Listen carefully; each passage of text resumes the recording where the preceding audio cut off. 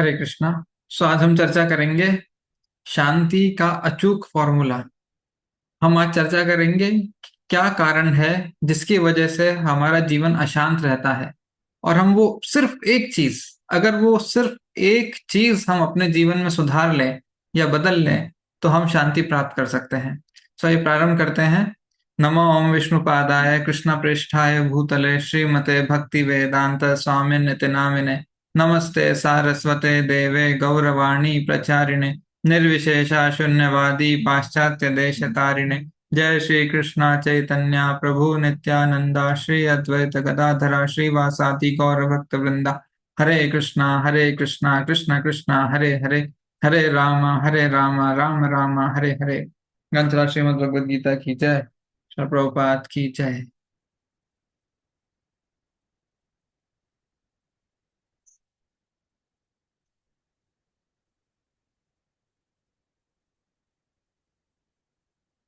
Okay, हम चर्चा करेंगे कि अपने जीवन में सिर्फ एक वस्तु का परिवर्तन करने से, एक एक विचार, एक कार्य, तो क्या है रहस्य जिसको हम बदल लें तो हम तुरंत असीम शांति, स्थायी शांति को प्राप्त हो सकते हैं। तो सबसे पहले हम जानेंगे अशांति का कारण क्या है, क्यों अशांत होते हैं हम। ठीक है, तो अशांति का कारण क्या है। सिंपलेस्ट टर्म्स में, एकदम सरल शब्दों में, अशांति का मूल कारण, एकमात्र कारण है हमारा अहंकार। अब मैं आपको बताता हूं, कभी कभी लोग बहुत कष्ट में होते हैं, तकलीफ में होते हैं, दुख दर्द में होते हैं, बहुत ऐसे यू नो दयनीय परिस्थिति में होते हैं, यानी अशांत होते हैं। अशांति का कारण क्या है? अहंकार। अब आप बोलिए कि आप अहंकार के कारण अशांत हैं। उनको डाइजेस्ट नहीं होता है, उनको ये बात हजम नहीं होती है। अहंकार, मैं तो वैसे ही इतना पिटा हुआ हूँ, इतनी एक दुखद परिस्थिति में हूँ, मेरे पे इतने अत्याचार हो रहे हैं, मेरे आसपास के लोगों के हैरेसिंग, टॉर्चरिंग। करेक्ट, मैं तो एकदम गाय की तरह भोला बर्दाश्त कर रहा हूँ। ये बातें सही हैं जो आप बता रहे हैं, लेकिन आप अशांत क्यों हैं? अशांत इसलिए हैं क्योंकि हमारे अंदर अहंकार है। क्या है वो अहंकार? अहंकार का मतलब क्या होता है, हमने पहले भी चर्चा की है पुराने क्लासेस में। अहंकार, अहम मतलब मैं, राइट। जब हम खुद को केंद्र बिंदु बनाते हैं,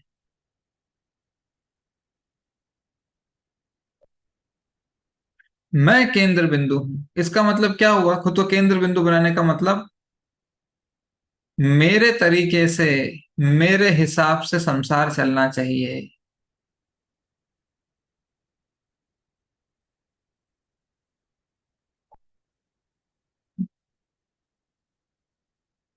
राइट, इसको बोलते हैं अहंकार। इसने मेरे तरीके से बात क्यों नहीं की? इसने मेरे हिसाब से व्यवहार क्यों नहीं किया? जैसा मैं चाहता हूं वैसा क्यों नहीं किया? राइट, कभी कोई हमसे बात नहीं करता, देखो मुझसे बात नहीं कर रहा है। अरे मुझसे बात करनी चाहिए उसे, मेरे हिसाब से बात करनी चाहिए। अच्छा, फिर बात करने आ गए, ठीक से बात नहीं की। पहले तुमने बात नहीं की, उसके नाराज। फिर मेरे से बात की, वो भी ठीक से नहीं की। फिर फीलिंग के साथ बात नहीं की, उसके लिए नाराज। फिर फीलिंग के साथ बात की, लेकिन मेरे मेरे पसंद वाली बात नहीं की, मुझको जो सुनना सुनना था वो नहीं सुनाया। तो हम हर जगह कंट्रोल करना चाहते हैं। वैसे कोई हम पे अत्याचार कर रहा है, ये मेरे तरीके से बिहेव नहीं कर रहा है। करेक्ट, मैं चाहता हूं कि ये व्यक्ति मेरे साथ सौम्य व्यवहार करे, ये मेरे साथ बहुत ही, क्या कहते हैं, रुष्ट व्यवहार कर रहा है। राइट, हैरासमेंट कर रहा है, टॉर्चर कर रहा है, बुली कर रहा है, जो भी बोल लीजिए आप।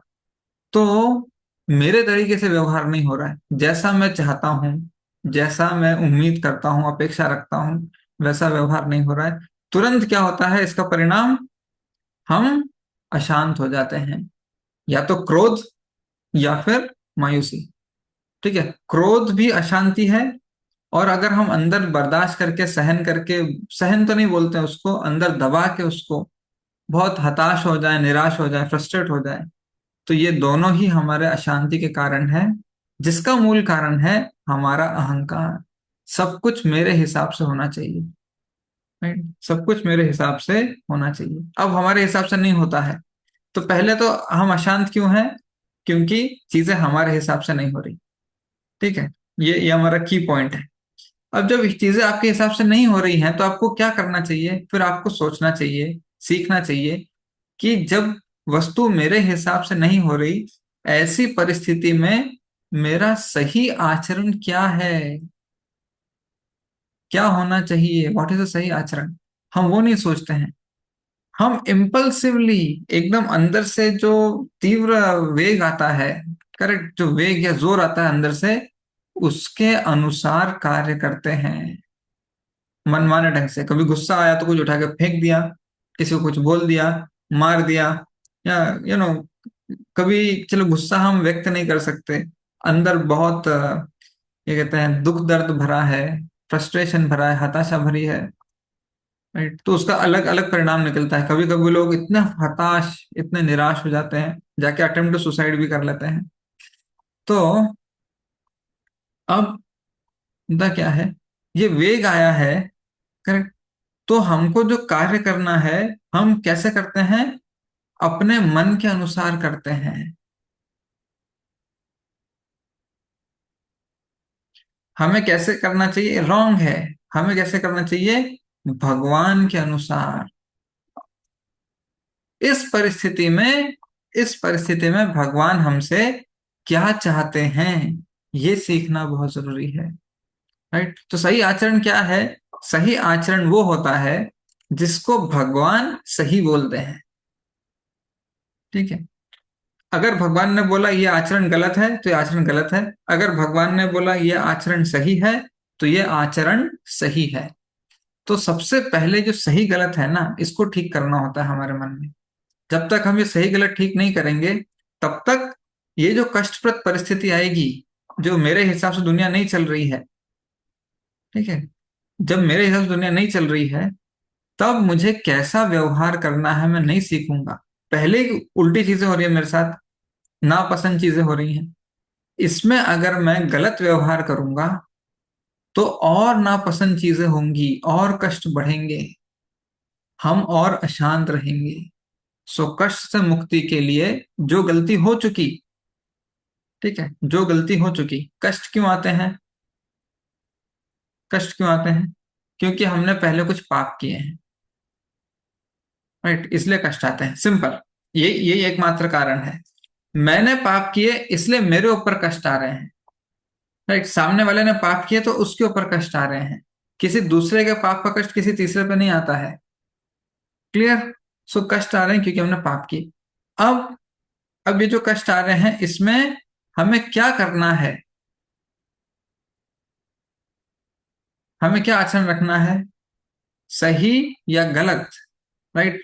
अगर हम इसमें फिर से पाप का आचरण रखेंगे, फिर से हम उल्टा काम कर देंगे, जो भगवान नहीं चाहते ऐसा कार्य, तो हम और अधिक कष्ट में पड़ जाएंगे।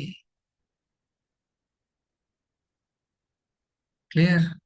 लेकिन अगर हम अभी भगवान के अनुसार, ठीक है, भगवान के अनुसार यानी अनुकूल आचरण करेंगे, तो हमारे कष्ट जो है वो मिट जाएंगे। इस पे हम आगे आज और चर्चा करेंगे। तो पहले तो हमारी गलती से, हमारी खुद की गलती से कष्ट आया, एक चीज।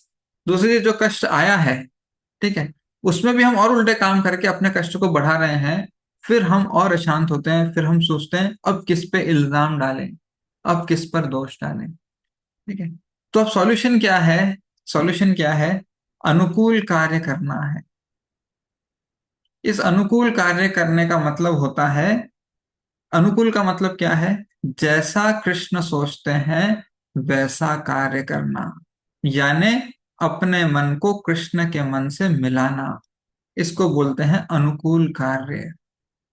अगर आपको अपने मन से कृष्ण के मन अपने मन को कृष्ण के मन से मिलाना है, तो आपको उसके पहले भगवान के मन में चल क्या रहा है, ये भी तो जानना जरूरी है ना, कि भगवान आपके मन में चल क्या रहा है मुझे बताइए, तो फिर मैं वैसा कार्य करूं। ठीक है? अब इसको समझने के लिए चैप्टर देखिए भगवत गीता का। एक बड़ा ही इंटरेस्टिंग श्लोक आता है इस 15वें अध्याय में। लिखता हूं मैं, श्लोक संख्या लिख रहा हूं, आप सब फॉलो कर सकते हैं। 15.16। ठीक है। ये त्रिश्लोकी गीता होती है, ऐसा बोला जाता है, त्रिश्लोकी गीता उसका है पहला श्लोक है। ठीक है, देखते हैं। द्वाविमौ पुरुषौ लोके शराक्षर एव च शर सर्वाणि भूतानि कूटस्थो अक्षर उच्यते। भगवान बता रहे हैं 15.16 में, दो प्रकार के जीव हैं। क्या कहलाते हैं दो प्रकार के जीव? एक कहलाता है शर, दूसरा कहलाता है अक्षर। ठीक है, दोनों लिखे हुए हैं 15.16 में। शर अक्षर एव च, ये दोनों जीवात्मा है, कोई इनमें से भगवान नहीं है, दोनों जीवात्मा है। दो कैटेगरी के जीव हैं, जीवों को दो श्रेणियों में बांटा है। अब क्या है श्रेणियां, थोड़ा ध्यान देते हैं। शर सर्वाणि भूतानि, भूतानि का मतलब है,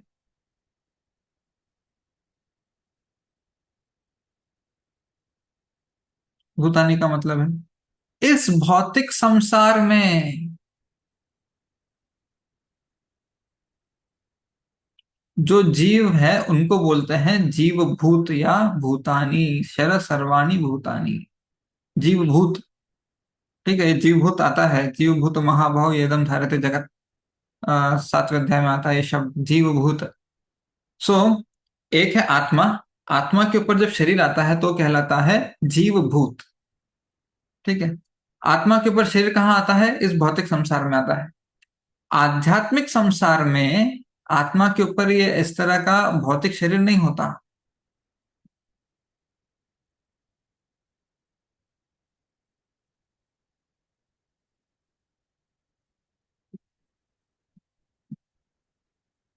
ठीक है, अब देखिए, अब दोनों की तुलना दी है।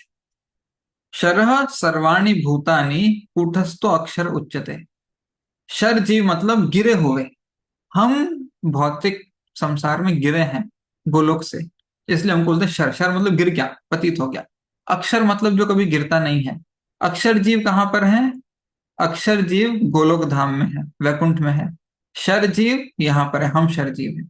अब इन दोनों में क्या अंतर है कि ये नीचे क्यों है और वो ऊपर क्यों है? ये भौतिक संसार में क्यों है और वो आध्यात्मिक संसार में क्यों है? अब भगवान बताते हैं दोनों में डिफरेंस क्या है। शरः सर्वाणि भूतानि कूटस्थो अक्षर उच्यते। दोनों में एक ही डिफरेंस है, बस ये चीज बहुत ध्यान से सुनिए। ये चीज आपने पकड़ ली तो आपका शांति का फॉर्मूला सेट हो जाएगा, पूरा एकदम पक्का फिट हो जाएगा। ठीक है, ये दोनों सुनते हैं।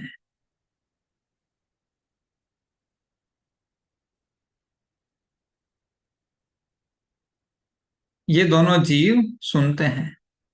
किसकी सुनते हैं? ये अपने मन की सुनता है और ये कृष्ण की सुनता है, बस यही डिफरेंस है। ठीक है, अब आप देखिए, कूटस्थो अक्षर उच्यते। अक्षर किसको बोलते हैं?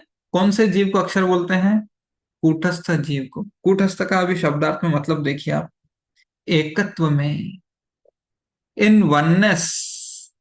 वननेस का मतलब क्या है? एकत्व। एकत्व का मतलब क्या है? जैसा भगवान सोच रहे हैं वैसा ही ये सोच रहा है। करेक्ट। जैसा भगवान का विचार है, जैसे भगवान का प्रयोजन है, जैसे भगवान का आदेश है, वैसा ही इसका विचार है, वैसा ही इसका सहयोग है, वैसा ही इसका ओबीडियंस यानी अनुशीलन है। सो जैसा भगवान बोलते हैं बिल्कुल वैसा ही जीव करता है, वो अक्षर बन जाता है, कृष्ण लोक चला जाता है। बाकी सारे जीव क्या करते हैं जो यहाँ पे फंसे हैं? वो भी सुन रहे हैं, किसकी सुन रहे हैं? वो कृष्ण की नहीं सुन रहे, वो अपने मन की सुन रहे हैं। ये यहाँ पर भगवान बता रहे हैं। राइट। सो कूटस्थ का मतलब है एकत्व। अब इस एकत्व पे थोड़ी सी चर्चा करते हैं शॉर्ट में। ये एकत्व क्या होता है? एकत्व का मतलब है अपने मन को कृष्ण के मन से मिलाना। जैसा कृष्ण ने बोला है, जैसा भगवान ने बोला है, बिल्कुल वैसा सोचना, वैसा करना, वैसा बोलना, वैसा करना। तो एग्जाम्पल देता हूं आपको, काफी फेमस एग्जाम्पल है। बहुत साल पहले ठीक है, इंडिया में बहुत साल पहले, मतलब 2 दशक के आसपास हो गए होंगे, तकरीबन 1.5 2 दशक की घटना है। लाल किले पे किसी ने भ्रष्टाचार के खिलाफ आंदोलन किया था। ठीक है? उधर अनशन किया था, क्या कहते हैं, आमरण, व्रत उपवास, मरने तक उपवास ऐसा। तो उन्होंने टोपी पहनी थी। ठीक है, और लाल किले पे बैठे थे, और लोकपाल बिल और बहुत सारी चीजें चल रही थी, तो भ्रष्टाचार के खिलाफ आंदोलन किया था। अब उनके आंदोलन की लहर पूरे देश में फैल गई। ठीक है, भ्रष्टाचार भ्रष्टाचार के खिलाफ आंदोलन होना चाहिए, भ्रष्टाचार के खिलाफ आंदोलन होना चाहिए, और उससे पूरे देश भर के लोग सड़कों पे आ गए। बड़े बड़े ग्राउंड्स में जाके मोर्चे निकालने लगे कि हमको ये लोकपाल बिल पास करके दो, हमको ऐसा ऐसा करके दो, हमको भ्रष्टाचार के खिलाफ कड़े कड़े कानून चाहिए, कड़े नियम चाहिए हैं। अब जितने लोग सड़क पे आ गए ये सब, ठीक है, देश भर में आंदोलन शुरू हुआ लाल किले पे। सब लोग बड़े बड़े बैनर लेके, और जैसे वो लीडर ने टोपी पहनी थी ऐसे टोपी पहनी थी। ठीक है, वो ऐसी एक टोपी आती है, उसको गांधी टोपी बोलते हैं। ठीक है, वो इस तरह की बोट जैसी, उसको उल्टा करो तो बोट जैसी दिखती है वो, ऐसी टोपी होती है। ठीक है, और ऐसे आदमी का सिर होता है।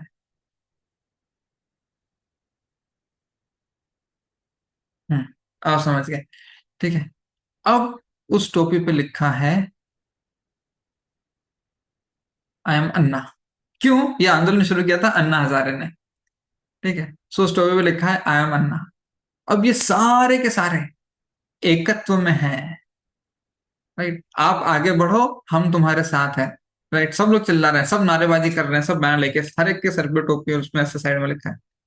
तो एकत्व, इसका मतलब ये नहीं है कि वो सब मिल गए और एक बन गए। इसका मतलब क्या है? जो लीडर ने बोला है, जो लीडर का भाव है, विचार है, ऑब्जेक्टिव है, लक्ष्य है, सबने उसको अपना लक्ष्य बना लिया, सब लोग मिलजुट कर एक लक्ष्य की तरफ बढ़ रहे हैं। क्लियर? तो इसी तरह अब भगवान कृष्ण का प्रयोजन क्या है इस संसार में? भगवान कृष्ण हमसे चाहते क्या हैं इस संसार में? ये सीखना बहुत जरूरी है। ये सीखे बिना, ये जाने बिना, राइट, हम भगवान से एकत्व नहीं कर सकते। और जब तक हम भगवान से एकत्व नहीं करेंगे, तब तक हम इस भौतिक संसार में फंसे रहेंगे। इस संसार का नियम ही है, इस संसार का स्वभाव ही है, ये दुखालयम है, दुखों का संसार है। सो अगर हमको दुखों से बचकर यहां से निकलना है, गोलोक जाना है, तो हमको अपना मन बदलना होगा। अपने मन की नहीं सुननी है, कृष्ण की सुननी है। मन को ट्रेन करना है कि तुम कृष्ण की सुनो। राइट, सो अब हमको सीखना है कि कृष्ण हमसे चाहते क्या है, और फिर अपने मन को उससे अलाइन करना है। ठीक है, तो शर अभी हम शर जीव हैं। अभी हम शर जीव की कैटेगरी में आते हैं, ये पहली कैटेगरी हमारी। हम शर जीव हैं। शर से अक्षर बनना है तो क्या करना पड़ेगा? एक चीज, सिर्फ एक चीज बदलनी है। क्या बदलनी है? क्या बदलनी है? हम किसकी सुनते हैं। राइट, सो हमको बदलने के लिए सिर्फ एक ही चीज है, वो है हम किसकी सुनते हैं।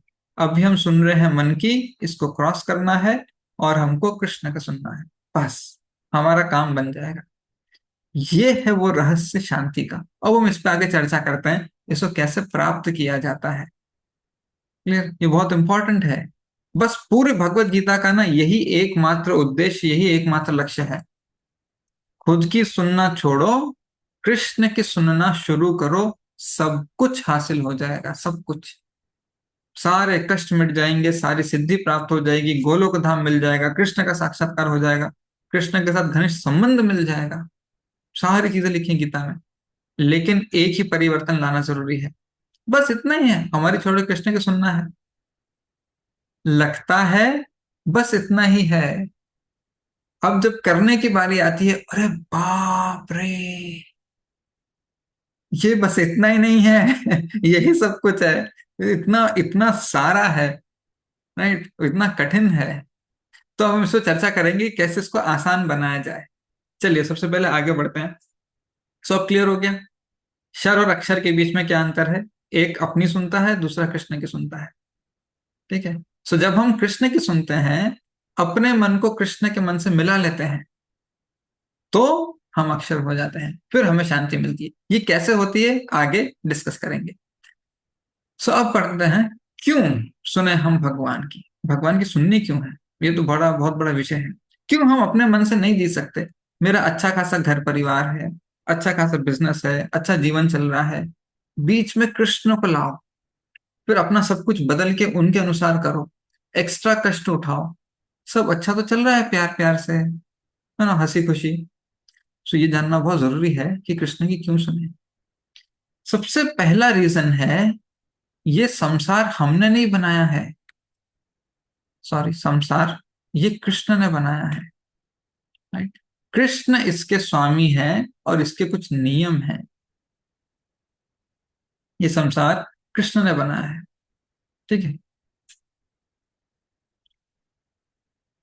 तो ये संसार कृष्ण का है, हमारा नहीं है।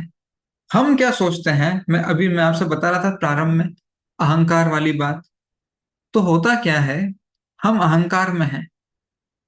ठीक है। हम सोचते हैं ये मेरी दुनिया है, मेरा घर, मेरा परिवार, मेरा पैसा, मेरा शरीर, सब कुछ मेरे मेरा मेरा मेरा। हम उसको अपने तरीके से, अपने आनंद से, हम किसकी सुन रहे हैं, हम अपने मन की सुन रहे हैं। करेक्ट। हम शरजीव हैं, अभी पढ़ा हमने, हम अपने मन की सुन रहे हैं। मन क्या बोल रहा है, अपने तरीके से आनंद उठाओ। ठीक है। मन बोल रहा है आनंद उठाओ। प्रॉब्लम क्या है, ये संसार कृष्ण का है। करेक्ट। यहां नियम कृष्ण के चलते हैं। अगर संसार कृष्ण का है तो नियम भी कृष्ण के चलेंगे। कृष्ण के नियम में आनंद उठाना नहीं आता। कृष्ण के नियम में सेवा करना आता है, कि कृष्ण की सेवा करो। हम सुन रहे हैं मन की, सुनना है कृष्ण की। अब क्योंकि हम, अब आनंद उठाना इस संसार में, हर एक वस्तु का खुद भोग करना, आनंद उठाना, अपने आप को इंजॉयर समझना भौतिक वस्तुओं का, घर का, परिवार का, रुपए पैसे का, शरीर का, धन संपत्ति, ऐशो आराम, नेम फेम, इन सब का जब हम खुद आनंद उठाने की कोशिश करते हैं, हम भगवान के नियम के खिलाफ जा रहे हैं। इससे हम अपराधी बनते हैं, हम पर आते हैं पाप, और इन पापों से हमको लगती है अशांति, दिमाग में अशांति बैठती है। तो हमको पूरा का पूरा जो नजरिया है वो बदलना है। इसलिए भगवान की सुनना जरूरी है। क्यों? क्योंकि ये संसार भगवान ने बनाया है, यहाँ कानून भगवान का चलता है। अभी आप सिंपल एग्जांपल लीजिए, बहुत कॉमन एग्जांपल है, बहुत बार आपने सुना भी होगा, कोई नई चीज नहीं है ये। ये आपकी मोटर कार है। ठीक है। ये सड़क है, सड़क पे चल रही है मोटर कार। अब यहाँ पर लाल सिग्नल है। ठीक है। ये लाल सिग्नल है, ये जेब्रा क्रॉसिंग है।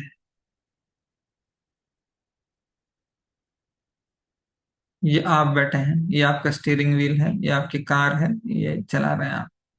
ठीक है। ये कार के डोर का हैंडल, ये पहिए कार के, जो भी है, हेडलाइट। अब जैसे ही ये लाल सिग्नल आता है, ठीक है, लाल सिग्नल चालू हो गया, आपको कार को रोकना पड़ेगा। यहाँ पे कभी कभी है ना, कुछ शहरों में स्टॉप लिखा होता है, कुछ कुछ जगह आप देखेंगे तो स्टॉप की स्पेलिंग भी गलत होती है, नेवर माइंड, बट लिखा होता है ऐसा, आपको स्टॉप करना है। अब आप बोलेंगे मेरी कार है, मैंने पेट्रोल डाला है इसमें अपने अपने कमाई से। ठीक है। ये मेरी कार है, अपनी कमाई से मैंने खरीदी है, खुद पेट्रोल डाला है, मैं खुद चला रहा हूँ। राइट। मैं इसका स्वामी हूँ। मैं जब चाहूं चलाऊं, जब चाहूं रोकूं, जहां चाहूं चलाऊं, जहां चाहूं रोकूं। मंजूर होगा ऐसा सरकार को? नहीं। कार आपकी है, लेकिन सड़क सरकार की है।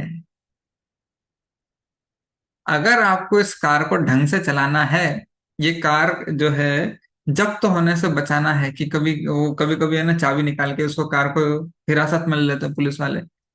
ठीक है, अगर आपको इस कार को आराम से खुशनुमा तरीके से आराम से इत्मीनान से चलाना है, ठीक है, चालान फटने से बचाना है, और क्या कहते हैं, आपके जो जिस मूड में आप निकले हैं, राइट, उसमें अवरोध लाने से बचाना है,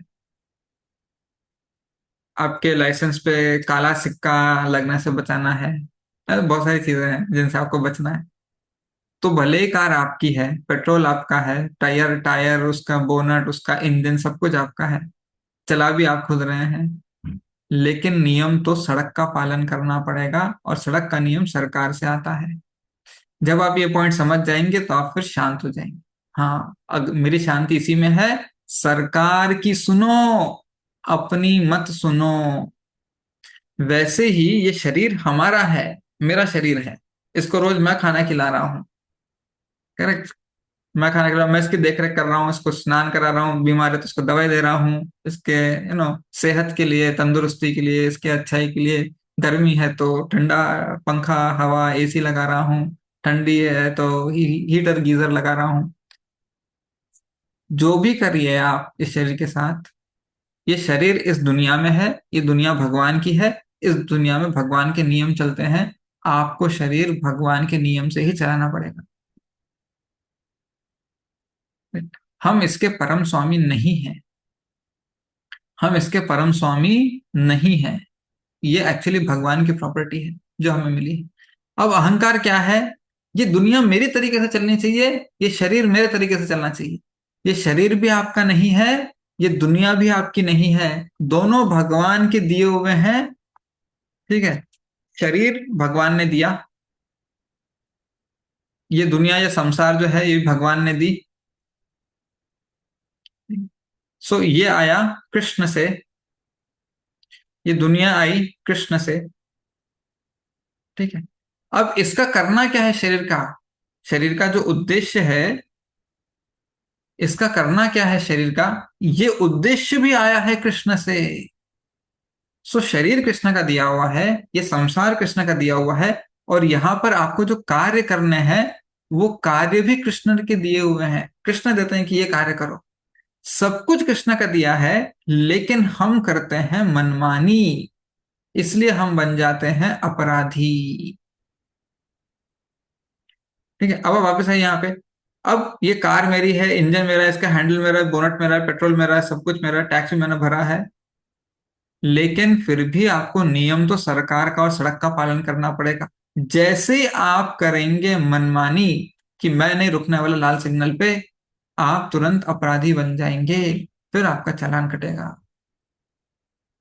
यह है अशांति का कारण। तो कूट कूट के हमको ये सीखना है, कूट कूट के हमको अपने आप को इस तरह से संभालना है, समझाना है कि भगवान क्या चाहते हैं।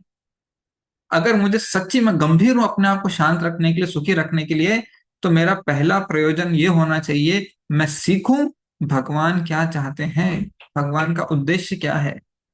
इसलिए भगवान कृष्ण बोलते हैं 18.58 में, क्या बोलते हैं? मेरी सुनोगे मत चित्ता सर्व दुर्गाणी, मेरी सुनोगे तो पार लग जाओगे सभी कष्टों से। ठीक है, सर्व दुर्गाणी मतलब सभी कष्टों से पार लग जाओगे। और मेरी नहीं सुनोगे, यानी मनमानी करोगे, अतः चेत तुम अहंकारान, अपने अहंकार से तुम कार्य करोगे मेरी ना सुन के, तो विनष्ट हो जाओगे। अब आप बताइए गलती किसकी है? भगवान तो साफ साफ बता रहे हैं, राइट, भगवान तो साफ साफ बता रहे हैं पार लगने का यही तरीका है। मेरी सुनोगे तो सारे कष्टों से पार लग जाओगे, मेरी नहीं सुनोगे तो विनष्ट हो जाओगे। सरकार भी तो ये बोल रही है, मेरी सुनो, लाल सिग्नल पे गाड़ी रोक दो भाई, आराम से पार लग जाओगे। तुम लाल सिग्नल पे गाड़ी नहीं रोकोगे, मनमानी करोगे, तो तुरंत गिरफ्तार हो जाओगे। अरे, चालान होगा, जो भी होगा, मतलब रोक दिए जाओगे, एटलीस्ट अपराधी तो बन जाओगे, राइट, तो विनष्ट हो जाओगे। अरे मेरे को ऑफिस लेट हो रहा है, अब कुछ नहीं सुनने वाले वो अंकल, ट्रैफिक ट्रैफिक पुलिस वाले, वो तो चालान फाड़ेंगे ही, आपकी गाड़ी को रोकेंगे ही, करेक्ट। बहुत खींचतानी होगी, सारे डॉक्यूमेंट्स निकलवाएंगे, अगर आप 30 सेकंड 40 सेकंड सिग्नल पे रुक जाओगे, आपके 10 मिनट 15 मिनट बच जाएंगे। राइट? और जो कष्ट है, जो पैसे का नुकसान है, जो दिमाग का टेंशन है, सारा का सारा सॉल्व होगा। नहीं, मैं तो मनमानी करूंगा, मैं तो तीव्रता से कूद कूद के जाऊंगा सिग्नल। राइट? फिर देख लो, यमदूत हैं, दुर्गा देवी हैं, अब कोई रोक नहीं सकता। ठीक है, ट्रैफिक पुलिस समझ सकते हैं हम सामान्य तौर पे, कोई ध्यान नहीं है ट्रैफिक पुलिस का, कोई चाय पीने गया है, मोबाइल में लगा हुआ है, रील देख रहा है, आपने जंप कर लिया, निकल गया। लेकिन भगवान के कानून से तो नहीं बच सकते। कोई यमदूत मोबाइल में रील नहीं देखते हुए बिजी नहीं रहता, उसकी नजर रहती है हमेशा हम पे। करेक्ट? दुर्गा देवी कभी अपना टाइम इस तरह से रील, अरे रील देख रही थी, ये आदमी निकल गया हाथ से, कभी नहीं होता। उनकी हमेशा पैनी नजर रहती है हम सबके ऊपर। करेक्ट? तो हम उनसे नहीं बच सकते। सो जब हम भगवान से, हमारा विषय चल रहा है कि जब हम भगवान से अपने मन को मिलाते हैं, जब हम भगवान की योजना समझते हैं, तो दो चीजें होती हैं। एक, हम सही तरीके से चीजों को देखना सीखते हैं। राइट? हम सही तरीके से चीजों को देखना सीखते हैं। अब मैं आपको एक बहुत सटीक सा एग्जांपल देता हूं। आधी प्रॉब्लम कैसे सॉल्व होती है, अर्जुन की कैसे सॉल्व हुई। ठीक है? सबसे कॉमन एग्जांपल जो हम बचपन से सुनते आ रहे हैं अपने दैनिक जीवन में, क्या सुनते आ रहे हैं? ये एक रस्सी है। ठीक है?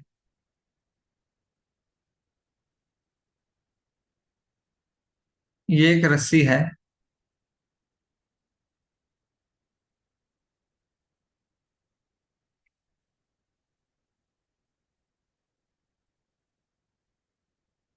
अब ये रस्सी का एग्जाम्पल आता है कभी भी हमारी पढ़ाई में। ठीक है? तो साथ में किसका एग्जाम्पल आता है? साथ में किसका एग्जाम्पल आता है?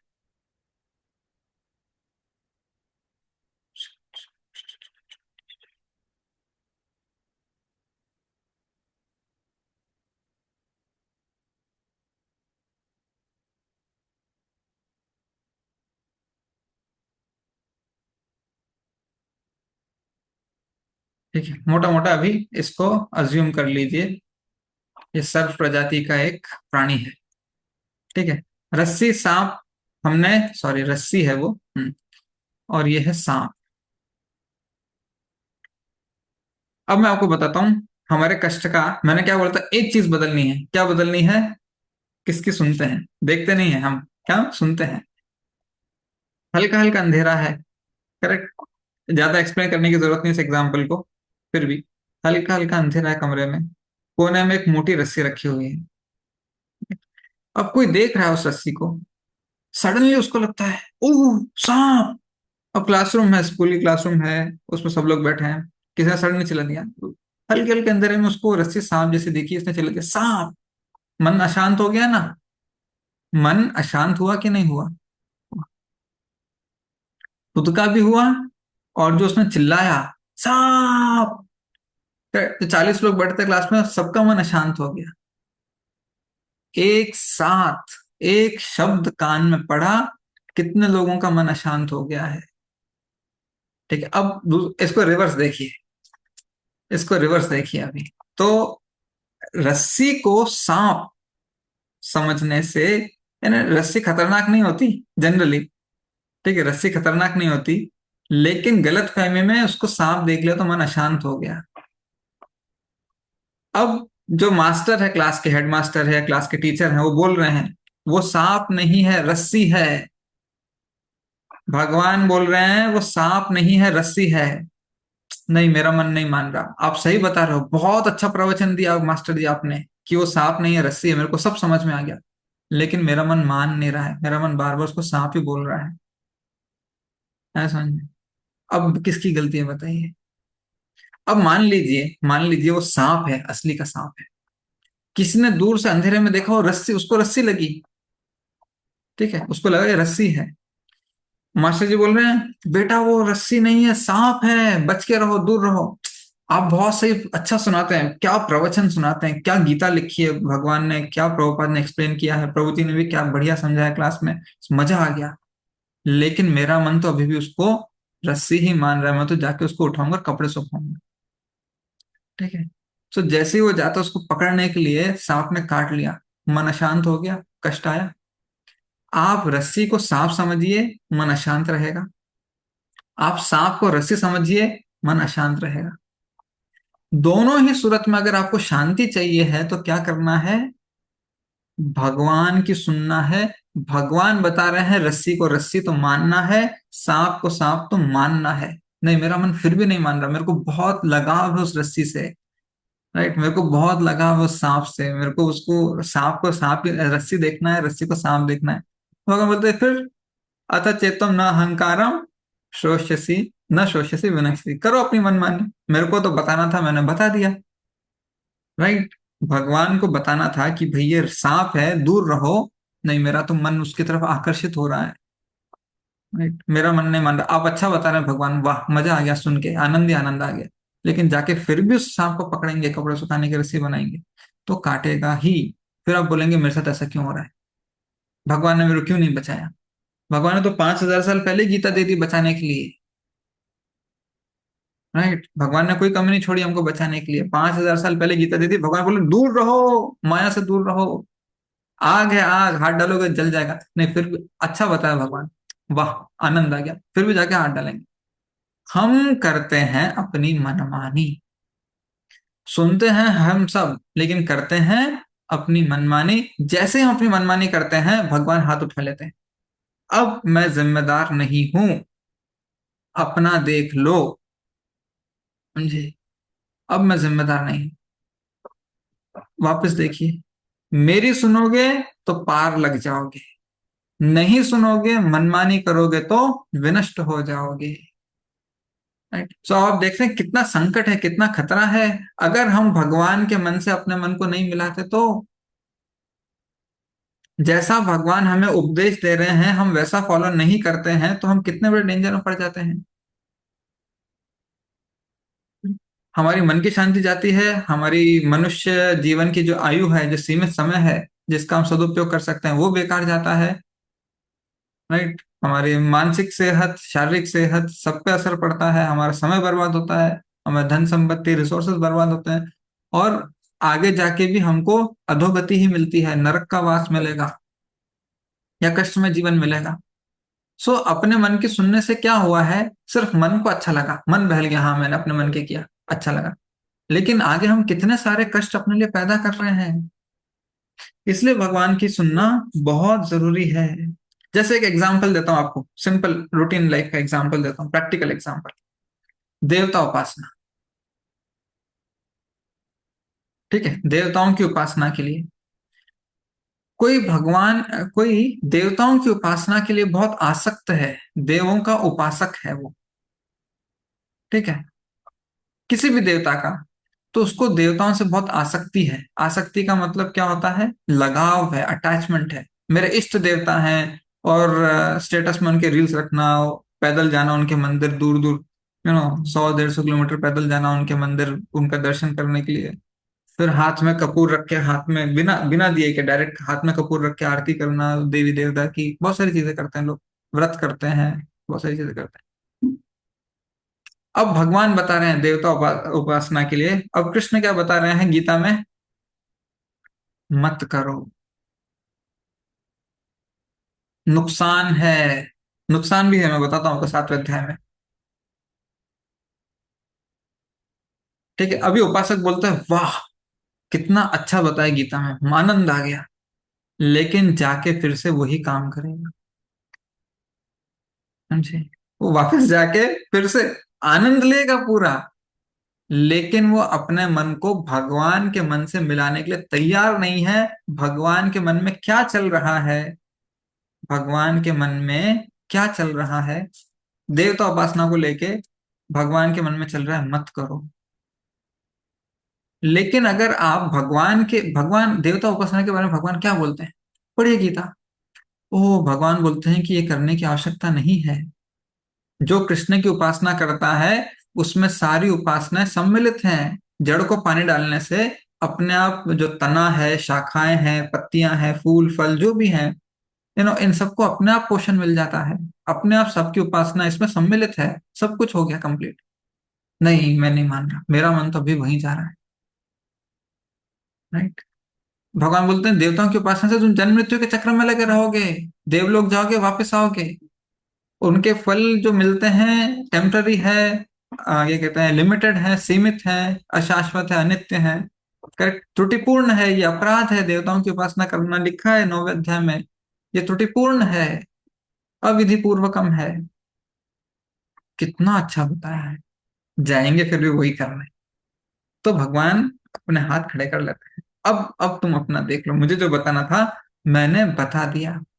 यही चीज अर्जुन के साथ हुई। मैंने कहा था ना, अर्जुन का एग्जाम्पल ऐसे कर्म को लेके, नियत कर्म को लेके, किसी किसी को लगता है अपने कर्तव्य को मैं त्याग दूं।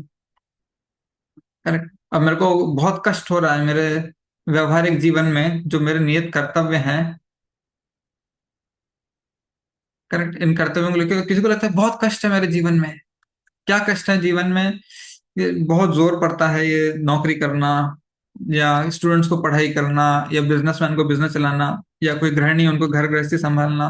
5-5 लोग हैं फैमिली में, हर एक के रिक्वायरमेंट, किसी को ये चाहिए, किसी को वो चाहिए, ये देखो वो देखो, सारी चीजें करो। हर एक वाला अपना अपना अपना एक वो है। अब बस सब छोड़ के जाना है यहाँ से। अब भगवान कर्तव्य के बारे में क्या बोलते हैं? कर्तव्य करो। ठीक है, अब जो जो कर्तव्य कर रहा है, ठीक है, जो जीवात्मा अपने नियत कर्तव्य में कर्म लगा है, उसको उसको इस कर्तव्य से बहुत कष्ट हो रहा है। वो उस कष्ट के कारण इस कर्तव्य को त्यागना चाहता है। ठीक है, अब भगवान क्या बोल रहे हैं? भगवान क्या बोल रहे हैं? नियत कर्म करो। ठीक है, बिना आसक्ति के करो, अपना कर्तव्य समझकर, और कृष्ण के लिए, कृष्ण को समर्पित करते हुए। कृष्ण को अर्पित लिख देता हूं अभी, क्योंकि अर्पित शब्द भी आता है गीता में, समर्पित भी आता है, अर्पित भी आता है। सो कृष्ण को अर्पित करते हुए ऐसे करो। तत्कुरुषम दर्पणम बोलते हैं ना 9वें अध्याय में, वो है अर्पित। सो सो मुद्दा क्या है? हाँ, बहुत अच्छा बताया, मोटिवेशन आ गया 15 मिनट के लिए क्लास सुनने के बाद। ठीक है, 5 बजे क्लास खत्म हुई, 5:15 तक मोटिवेटेड थे, 5:16 पे वापस। मुझे ये सब छोड़ना है, मुझे ये सब छोड़ के जाना है। भगवान बोल रहे हैं अगर तुम ये करोगे, जो राइट हैंड साइड पे लिखा है स्क्रीन के, तो तुम इन सब से पार हो जाओगे, शांति सिद्धि प्राप्त करोगे, सारे कर्म बंधनों से मुक्त हो जाओगे, सारे क्लेशों से मुक्त हो जाओगे। अब हमको लगता है कि ये सब छोड़ के चले जाएंगे तो हमको शांति मिलेगी। भगवान बोले नहीं, करने से शांति मिलेगी, छोड़ के जाने से नहीं मिलेगी। राइट, करने से शांति मिलेगी, छोड़ के जाओगे तो इसका फल नहीं मिलेगा। मैं जस्ट पढ़ के सुनाता हूँ आपको 2 लाइनें 18 चैप्टर से, भगवान के सीधा डायरेक्ट वचन। निर्दिष्ट कर्तव्यों को कभी नहीं त्यागना चाहिए। यदि कोई मोहवश अपने नियत कर्मों का परित्याग कर देता है तो ऐसा त्याग तामसी कहलाता है, कहा जाता है। अगर आपने कर्म को त्याग दिया तो ये क्या हो गया? तामसी हो गया। तामसी कार्य मतलब नीचे नरक की तरफ ले जाते हैं। अब आप मुझे बताइए, शांति मिलेगी? की तो मनमानी ना। हाँ, अब मैंने त्याग दिया, मेरे को बहुत अच्छा लग रहा है। आपको थोड़ी देर अच्छा लगेगा, लेकिन इसके बाद तामसी कार्य 14वें अध्याय में पढ़िए। तामसी कार्य कहाँ ले जाते हैं? अधो गच्छन्ति तामसा, नीचे नरक की तरफ लेके जाते हैं तामसी कार्य। आपको थोड़े समय की शांति के लिए, संतुष्टि के लिए लाखों साल नरक में बिताने का एंथुजियाज्म, एंकरेजमेंट, हौसला है तो आप कीजिए। अदरवाइज नहीं, मुझे शांति चाहिए सच में, तो जैसा भगवान बोल रहे हैं वैसा कीजिए। फिर देखिए आगे लिखते हैं भगवान, मतलब बताते हैं, जो व्यक्ति नियत कर्मों को कष्टप्रद समझ के या शारीरिक क्लेश के भय से त्याग देता है, बहुत कष्ट है, त्याग दो, उसके लिए कहा जाता है कि उसने यह त्याग रजोगुण में किया है। ऐसा करने से कभी त्याग का उच्च फल प्राप्त नहीं होता। रजोगुण का फल क्या है? 14वें अध्याय में लिखा है, और कष्ट लाएगा, और दुख दर्द लाएगा। रजोगुण दुख दर्द लाता है हमारे जीवन में, करेक्ट, कष्ट लाता है, मिजरी लाता है। सो अब आप समझ रहे हैं भगवान के मन से अपने मन को मिलाना कितना जरूरी है। राइट, भगवान क्या चाहते हैं, जब हम ये समझ जाएंगे कि भगवान इस विषय में मुझसे क्या चाहते हैं, मुझसे क्या क्या उम्मीद रखते हैं, अब मुझे वो सीखना है। ठीक है, अब सीखने के लिए क्या करना पड़ेगा? अभी हमने उदाहरण लिए, ठीक है, ये उदाहरण लिए। अब देखिए, हम, क्वेश्चन है कैसे मिलाएं कृष्ण से मन। क्वेश्चन है कृष्ण से मन कैसे मिलाएं। ध्यान से देखिए, आदमी को दिखा, क्लास में जो बच्चा बैठा था उसको दिखा, दूर से वो रस्सी कैसे दिखी? सांप जैसी दिखी। उसने हल्ला मचा दिया। दूर से वो रस्सी सांप जैसी दिखी, ये उसने खुद अपने नजर से देखा, वो है। टीचर ने सही ज्ञान से उसको क्या बोला? वो सांप नहीं है, रस्सी है, शांत हो जाओ, घबराने की बात नहीं है। वो सांप नहीं है, रस्सी है, शांत हो जाओ। शांति, उतावलापन, बेचैनी, अशांति कैसे हुई? आंखों से देखकर। शांति कैसे हुई? कानों से सुनकर, प्रामाणिक स्रोत से सुनने से। अब किसी बच्चे को वो सांप है जो रस्सी जैसा दिख रहा है, तो जाएगा, जैसे टीचर बोलेगा रुक जाओ, ठीक है, टीचर बोलेगा रुक जाओ, उसको मत पकड़ो, वो तुम्हारे लिए खतरा है। उसने अपनी आंखों से अपने मन में जो कुछ सोचा समझा, उससे वो अपनी जान को खतरे में डाल रहा था। टीचर ने रोक लिया, उसको बोला सही ज्ञान क्या है? वो सांप है, तुम्हारे लिए खतरा है, उससे दूर रहो। उसकी जान बच गई। तो हमें सही ज्ञान चाहिए है, राइट, हमें सही ज्ञान चाहिए है। अगर हमको अशांति से बचना है तो सही ज्ञान मिलना चाहिए, जो भगवान बोलते हैं। इसके लिए करना पड़ता है श्रवण। श्रवण का मतलब है सुनना। क्या सुनना है? अगर हमको भगवान का ज्ञान चाहिए है कि भगवान हमसे क्या चाहते हैं, तो हमको किससे सुनना पड़ेगा? भगवान से सुनना पड़ेगा। भगवान से श्रवण कीजिए। ओ, भगवान इसको इस तरह बताते हैं, तो अब मुझे जब ये समझ में आएगा कि भगवान इसको किस तरह से बताते हैं। भगवान बोल रहे हैं वो सांप नहीं है, रस्सी है, डरो मत। अच्छा अच्छा, भगवान बोल रहे हैं वो रस्सी नहीं है, सांप है, दूर रहो। नहीं, मेरा तो सही बात है, मैं जानता हूं वो सांप है, वो रस्सी नहीं, लेकिन मेरा मन जा रहा है कि पकड़ लूं। जब हम श्रवण करते हैं तो हमको सही ज्ञान मिलता है, ठीक है। सही ज्ञान मिलने के बाद भी हमारा आकर्षण उस तरफ रहता है। टीचर ने बोला वो सांप है, हाँ हाँ टीचर मेरे को समझ में आ गया, मैं आपकी बात मानता हूँ वो सांप है, लेकिन मेरा मन उस तरफ जा रहा है। इसका मतलब है सुनना काफी नहीं है। क्यों? असर नहीं हो रहा उसके ऊपर, फिर भी जा रहा है सांप को पकड़ने के लिए। तो ये सुनना असरदार कब होता है? ये सुनना असरदार कब होता है, प्रभावशाली कब होता है, इसका प्रभाव कब पड़ता है? जब हम सत्व गुण में होते हैं। अगर हम सत्व गुण में नहीं है, कोई हमें कितना भी सुना दे। लोग कितनी बार पूछते हैं, आप देखिए क्लास में लोग कितनी बार पूछते हैं, हमें देवी देवताओं की उपासना करनी चाहिए या नहीं? हम बताते हैं गीता में लिखा है नहीं करनी चाहिए, आवश्यकता नहीं है, कृष्ण की उपासना पर्याप्त है। फिर भी जाके वो ही करेंगे। रात की क्लास में क्यों नहीं आए? हम, यू नो, गरबा या कुछ प्रोग्राम था, कोई ऐसा मंदिर में पूजा थी, देवी देवताओं की उपासना थी, उसके लिए गए थे। तो हाँ, लेकिन आपने सही बताया प्रभु जी, कृष्ण की भक्ति अकेले पर्याप्त है, सारी भक्ति छोड़ दे, सारी उपासना छोड़ देनी चाहिए। फिर क्यों नहीं छोड़ पा रहे? सत्वगुण नहीं है। किसका कृष्ण भक्ति में किसका संकल्प नहीं आता? जिसके बहुत सारे पाप कर्म हैं। ठीक है, मैं श्लोक लिख देता हूं यहाँ पे, 7.28। जिसके बहुत पुराने पाप कर्म होते हैं, राइट, और जिसने बहुत कम नगण्य पुण्य किए हैं, जिसके जीवन में ज्यादा पुण्य नहीं है, ठीक है, जिसका जीवन इस प्रकार का है, उसको ये सुनकर भी भक्ति का संकल्प नहीं आएगा। ये सुनकर भी भक्ति का संकल्प नहीं आएगा। तो सुनना अकेले काफी नहीं है। हाँ, हम सत्संग में बैठ रहे हैं, सुनने के साथ साथ वो अंदर जाए और हमारे ऊपर असर करे, हमारे जीवन पर प्रभाव डाले। इसके लिए क्या जरूरी है? साथ में साधना होनी चाहिए। सत्व गुण में आने के लिए हमको चाहिए है साधना। जब हम साधना करते हैं, राइट, जब हम साधना करते हैं तो हम सत्व गुण में आते हैं। फिर हम जो सुनेंगे, फिर हम जो कुछ भी सुनेंगे वो हमारे दिल में बैठेगा और हम निष्ठा से भगवान की भक्ति कर सकते हैं। फिर हम अपने मन को भगवान के मन से मिला सकते हैं। तो इस साधना में आते हैं 16 माला अनिवार्य है, ब्रह्म मुहूर्त में उठना और आरती करना अनिवार्य है। कभी कभी लोग सोचते हैं कि ओहो हमको भी आपको आपके जैसा समझना है, सीखना है। तो अगर कोई प्रभु जी, आप देखते हैं कोई प्रभु जी या कोई साधक हैं जो गीता को समझते हैं, उसका अनुसरण करते हैं, उनको स्पष्टता है कि जीवन का लक्ष्य क्या है। सो उन्होंने उनके अंदर स्पष्टता कैसे आई है, उस लक्ष्य के ऊपर दृढ़ संकल्प कैसे आया है? क्योंकि उन्होंने साधना की है। राइट, उन्होंने साधना की है। तब उन्होंने जो कुछ भी कृष्ण से यानी गीता से सुना है, प्रभुपाद से, उनके पुस्तकों के लेक्चर के माध्यम से, या भक्तों के संग से, कृष्ण का संग, गुरु का संग, वैष्णवों का संग, तीनों जरूरी है। जब हम इनसे सुनते हैं, ये अंदर उतरता है, हमारा हृदय परिवर्तन होता है।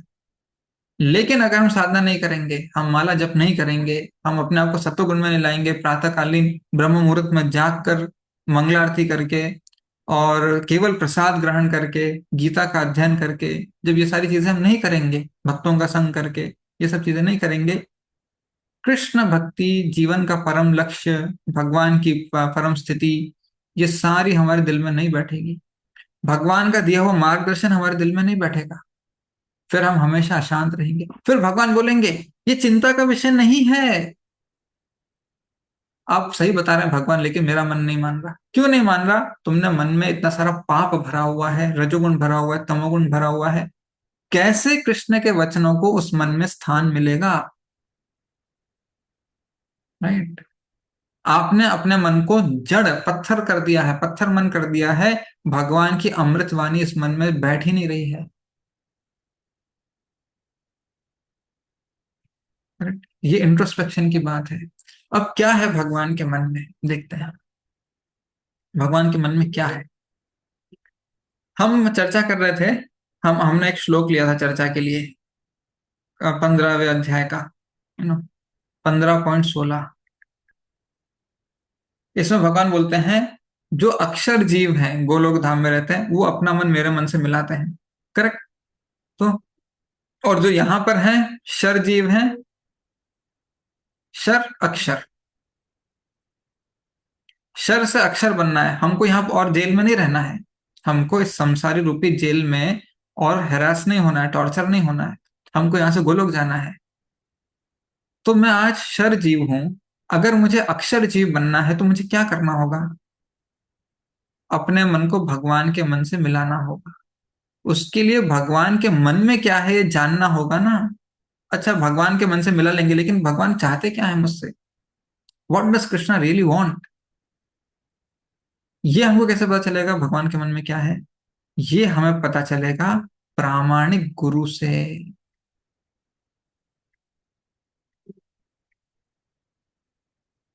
ये हमें पता चलेगा प्रामाणिक गुरु से।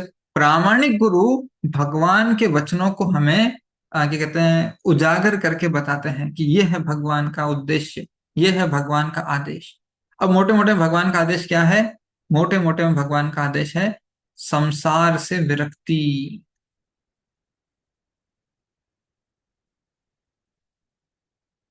और कृष्ण से आसक्ति।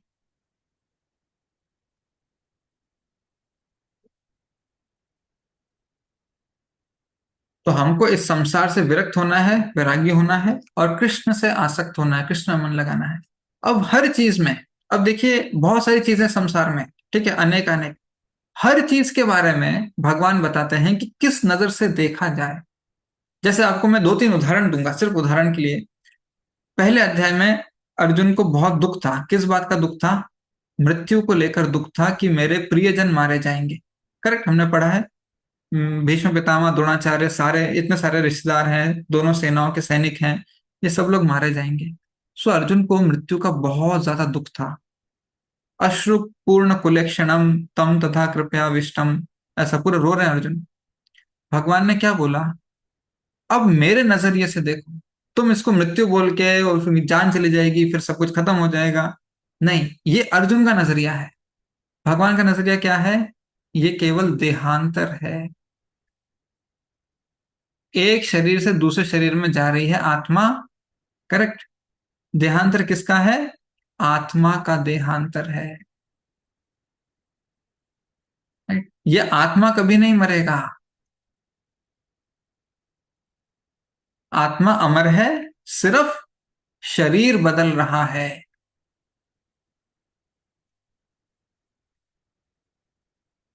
बस, तो तुम्हारे पितामह अभी ये बूढ़े शरीर में है, यहां से बदल के एक अच्छे शरीर में, हेल्दी शरीर में चले जाएंगे। अब भगवान बोल रहे हैं, ये 2.13 का मैं वो बता रहा हूँ आपको एनालिसिस। टू लिख देता हूँ यहाँ पे, 2.13 जब आप पढ़ना चाहें तो। अब भगवान बोल रहे हैं, धीर व्यक्ति मोहित नहीं होता, वो ऐसी चीजों के लिए रोता नहीं है। सो अगर अब धीर व्यक्ति मोहित नहीं होता, मतलब धीर व्यक्ति अशांत नहीं होता।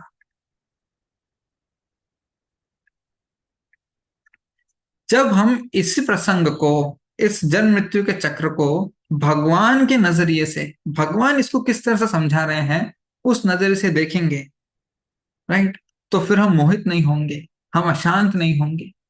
अब हमको समझ में आ गया, तो बस शरीर का परिवर्तन है, इनका मेरे साथ इतना ही लिखा था, हो गया कंप्लीट, हमारा साथ पूरा हुआ, अब वो जा रहे हैं अपने रास्ते में, अपने रास्ते। इसके लिए हमको सत्वगुण चाहिए है, विरक्ति चाहिए है, ज्ञान चाहिए है, ये आता है साधना से। हम साधना नहीं करते, ठीक है, हम ढंग से मंगलारती नहीं करते, जप नहीं करते, रीडिंग नहीं करते, प्रसाद ग्रहण नहीं करते, फिर हम सोचते हैं कि क्यों मन शांत नहीं है। मन शांत होने का एकमात्र रास्ता, ओनली एंड ओनली रास्ता है कृष्णा कॉन्शियस बनना, राइट। इसका ओनली रास्ता है कृष्णा कॉन्शियस बनना, उसके बिना उम्मीद मत रखिए, राइट। देखिए अभी 2.66 में पढ़ता हूं जस्ट। जो कृष्ण भावनामृत में परमेश्वर से संबंधित नहीं है, मतलब जिसने अपने मन को कृष्ण के मन से नहीं मिलाया, उसकी ना तो बुद्धि दिव्य होती है और ना ही मन स्थिर होता है। करेक्ट, इसका मतलब मन स्थिर नहीं है तो मन चंचल है, अशांत है, घूमता रहेगा। जिसके बिना शांति की कोई संभावना नहीं है, शांति के बिना सुख हो भी कैसे सकता है। सो जब हम भगवान की नहीं सुनते, अपने मन की करते हैं, अपने अपने हिसाब से चलते हैं, राइट, तो फिर भगवान जो है अपनी सुरक्षा हमारे ऊपर से हटा लेते हैं। Isn't it? So हमने उदाहरण देखे, कर्तव्य कैसे करना है, देवताओं की उपासना के बारे में भगवान क्या बोलते हैं, शरीर के प्रियजन की मृत्यु हो गई, भगवान क्या बोलते हैं। वैसे ही कभी भक्त के जीवन में कोई कष्ट आता है, राइट, कष्ट भी आते हैं जीवन में जो हमको अशांत करते हैं, भगवान क्या बोलते हैं, अब आप गीता तो सुनिए, राइट। भगवान बोलते हैं ऐसे कष्टों से वो विचलित नहीं होता। अब कष्ट आ गया, डिस्टर्ब हो रहे हैं, राइट, तो क्या करना चाहिए हमें, कैसे विचलित नहीं होना है। अब देखिए प्रभुपाद कितने अच्छे समझाते हैं इस चीज को। जब भक्त के जीवन में कष्ट आता है, राइट, जब भक्त के जीवन में कष्ट आता है, तो वो क्या सोचता है, ऐसा कृष्ण भावना भावित व्यक्ति तीनों तापों के संघात से तनिक भी विचलित नहीं होता, क्योंकि वह इन कष्टों या तापों को भगवत कृपा के रूप में लेता है। तो अब आप इसको, अगर आप कृष्णा कॉन्शियस हैं, भगवान के मनोभाव को समझते हैं, तो आप क्या सोचेंगे, ये मुझ पर कृष्ण की कृपा है। अब आप मुझे बताइए, अगर हम, अभी तक हम सोच रहे थे, हमारा नजरिया क्या है, हमारा नजरिया है कष्ट, भगवान का नजरिया क्या है, इसे मेरी कृपा के रूप में देखो, कष्ट के रूप में मत देखो। अरे ये तो भगवान की कृपा है। अगर भगवान भक्त पे कृपा करते हैं तो क्या भक्त अशांत होता है, बताइए। भगवान अगर भक्त पे कृपा कर रहे हैं तो क्या भक्त अशांत होता है, नहीं होता। तो हमको अब हर वस्तु को कृष्ण किस नजरिए से दिखाना चाहते हैं, क्या है भगवान का दृष्टिकोण, वो दृष्टिकोण लाना है। आप तुरंत देखेंगे कि हम अशांति से मुक्त होने लग गए हैं, ठीक है। सो उसको भगवत कृपा के रूप में लेता है और पूर्व पापों के कारण अपने को अधिक कष्ट के लिए योग्य मानता है। वह देखता है कि उसके सारे दुख भगवत कृपा से रंच मात्र रह जाते हैं। फिर दूसरा दृष्टिकोण क्या है भगवान के नजरिए से, कि मेरे पे तो पहाड़ गिरना था, भगवान ने अपनी कृपा से थोड़ा सा दिया है, बाकी का पहाड़ भगवान ने नष्ट कर दिया है। हाँ कितने दयालु है मेरे भगवान, जो मुझे बचा लिया। तुरंत हमारी अशांति खत्म हो जाएगी। तो इसको कहते हैं भगवान के नजरिए से देखना। अब वो सांप, ओ सांप आ रहा है मेरे पे हमला करने के लिए, अगर भगवान ने उसके दांत तोड़ दिए, ठीक है, आपको पता चला इस सांप के मुंह में दांत ही नहीं है, भगवत कृपा से इसके दांत टूट गए हैं, फिर आप उस सांप से डरेंगे, सिर्फ ऊपर ऊपर से सांप देखेंगे तो आपकी आंखें जो देख रही है वो है सांप। लेकिन आपको कोई ज्ञान देते हैं, कोई सुना दे कि अरे सांप के दांत टूटे हैं, इसके दांत ही नहीं है, कुछ नहीं कर सकता तुम्हारा, फिर क्या, ये तो एक बस मांस का टुकड़ा है, रेंग रहा है और कुछ नहीं है इसमें खतरा। राइट।